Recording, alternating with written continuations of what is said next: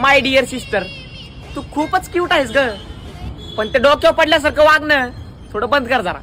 नमस्कार मंडळी, आपण सर्व कसे आहात कमेंट करून नक्की सांगा. पण मी मात्र बरी नाही.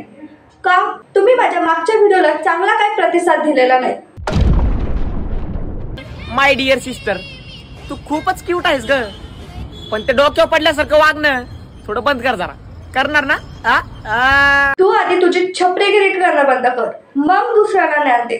लहान पोरं नसतात का, ते सुद्धा रील बघू बघू तुझ्या डोक्यावर पडायला लागलेले. माझ्या अंगातले किडे ते फक्त माझ्या मित्रांनाच माहिती आहेत. तसं तर बाकीचे मला सगळे सज्जनच समजतात.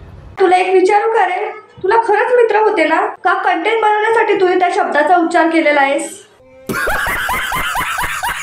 सज्जनाच्या गोष्टी कोण करते पहा, अख्ख्या गावाला माहिती आहे ह्याच्या अंगात किती किडे आहेत म्हणून.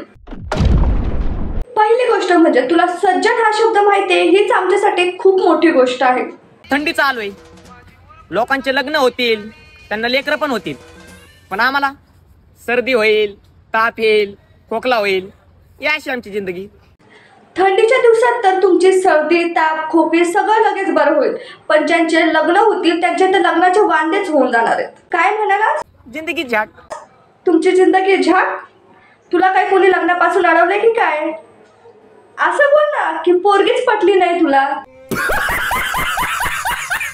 दीदी फोटो काढताना 4-5 फिल्टर लावती तोंडाला, आणि पोरांना काय म्हणती, तोंड बघितलं का आरशात? वा दीदी वा. पहिली गोष्ट म्हणजे 4 फिल्टर काय कधी सोबत लागत नाही, एकच लागतो.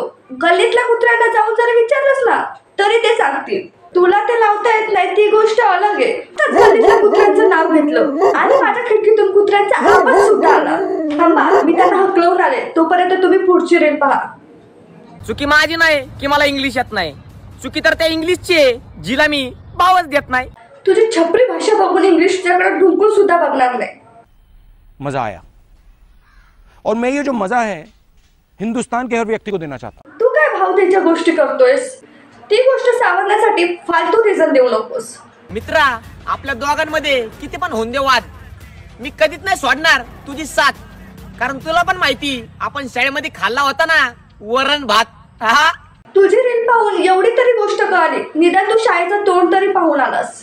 चला तर इथेच व्हिडिओला स्टॉप करूया आणि आजच्या पुरतं इथेच बाद झालो. स्टार्टिंगला सांगितल्यानुसार आमच्या मागच्या व्हिडिओला सुद्धा पाहायला विसरू नका. तर भेटूया पुढच्या व्हिडिओमध्ये. लाईक, सबस्क्राईब करायला विसरू नका, तसंच कमेंट करायलाही विसरू नका.